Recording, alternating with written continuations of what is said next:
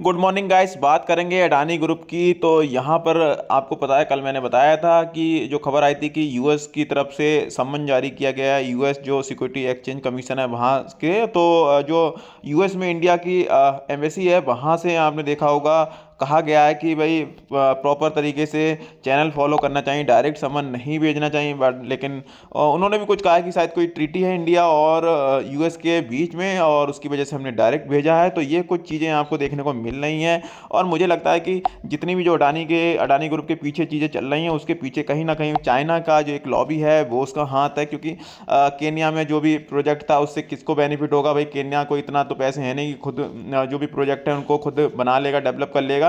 कोई ना कोई बाहर की कंट्री का इन्फ्लुएंस तो रहा होगा, और चाइना उनमें से वन ऑफ द मेजर है। आपको पता है अफ्रीकी कंट्री में जो भी इंफ्रास्ट्रक्चर खड़ा कर रहा है वो चाइना है, चाहे श्रीलंका हो चाहे बांग्लादेश हो, हर जगह। तो चाइना की लॉबी मुझे लग रहा है, जहाँ तक लेफ्ट, आपको पता है कम्युनिस्ट है चाइना, और कम्युनिस्ट हमेशा आपने देखा होगा इसी तरीके से करते हैं, चीज़ें चलती रहती हैं। अगेन मुझे लगता है कि ट्रम्प जब आएंगे, ट्रम्प साहब जनवरी में, तो मुझे लगता है चीज़ें इंप्रूव हो जाएंगी और ये सारी चीज़ें आपको हटती हुई दिखेंगी, जो बादल हैं वो छटते हुए दिखेंगे। यहाँ पर आपको देखने को मिलेगा the SEC lacks jurisdiction to directly summon foreign national and must channel this request through the Indian embassy in the US. ये इंडियन एम्बेसी ने कहा है। और इसके बारे में अब थोड़ी सी डिटेल में चर्चा बाद में कर लेंगे। बात कर लेते हैं थोड़ी सी और खबर की। Adani Sri Lanka port project under US scrutiny amid bribery allegation. इसके अलावा Adani US indictment Bangladesh panel for power pact review including Adani groups. तो ये कुछ खबरें हैं।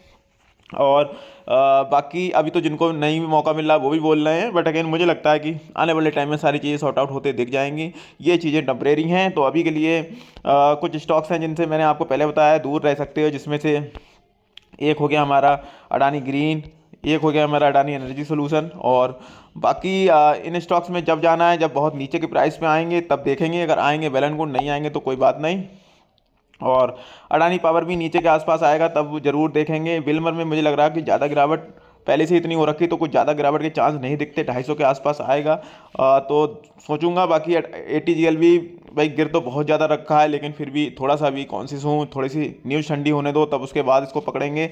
सेम ACC अम्बुजा में भी अगर इसमें 1600-1700 के आसपास का लेवल, इसमें आपको 400 के आसपास के लेवल मिलता है, तो आप ग्रैब करने की कोशिश कर सकते हैं।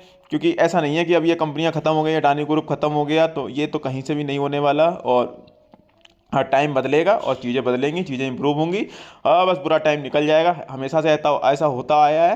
हिंडनबर्ग के एलिगेशन हो चाहे कुछ भी हो, कई बार मतलब आपने भी देखा होगा, मैंने तो देखा ही है, फिलहाल मुझे तो पता ही है। बाकी मैं जो खुद करता हूँ वो मैं आपको बताता हूँ। इन द एंड मर्जी आपकी, पैसा आपका, फंड से भी पूछ सकते हो, अपना व्यू बना सकते हो। सुनी सबकी करनी अपनी चैनल को सब्सक्राइब कर लेना, वीडियो कर देना चाहिए दोस्तों।